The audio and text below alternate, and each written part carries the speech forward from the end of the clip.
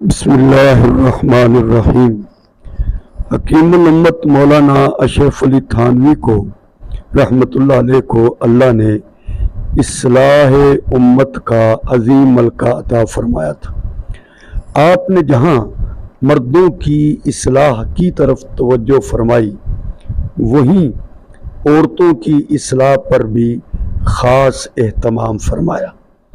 بشتی زیور عورتوں کی زندگی کی رہنمائی کے لیے ایک بہترین کتاب ہے۔ آپ لکھتے ہیں کہ ایک عورت نے اپنے بیٹے کی شادی کی۔ اب جب وہ شادی ہو گئی تو بہو بولتی نہیں تھی۔ ساس نے اس کو بڑا کہنا کہ بولا کر، مگر وہ بولتی نہیں تھی۔ ساس نے سمجھایا کہ لڑکیاں بولتی ہوئی اچھی لگتی ہیں، تو بھی بولا کر، مگر وہ پھر بھی چپ رہتی۔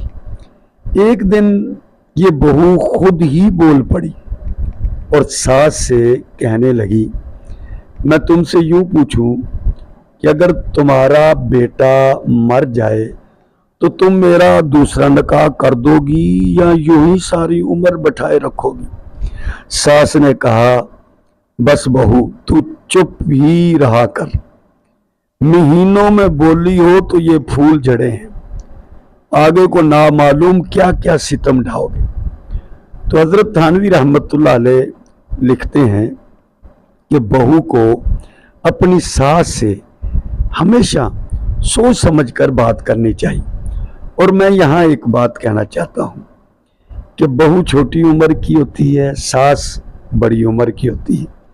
بہو اپنا گھر، اپنا ماحول چھوڑ کر دوسرے ماحول میں آئی ہوتی ہے، تو ساس کو ساس بن کر نہیں بلکہ اس کو ماں بن کر سمجھانا چاہیے، اس کی رہنمائی کرنی چاہیے، کیونکہ اسے اس ماحول میں سیٹ ہوتے وقت ایک وقت لگے گا۔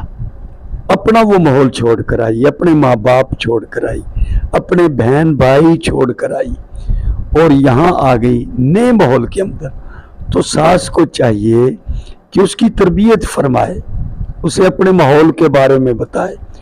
اس طریقے سے گھر میں محبتیں پیدا ہوں گی، نفرتیں پیدا نہیں ہوں گی۔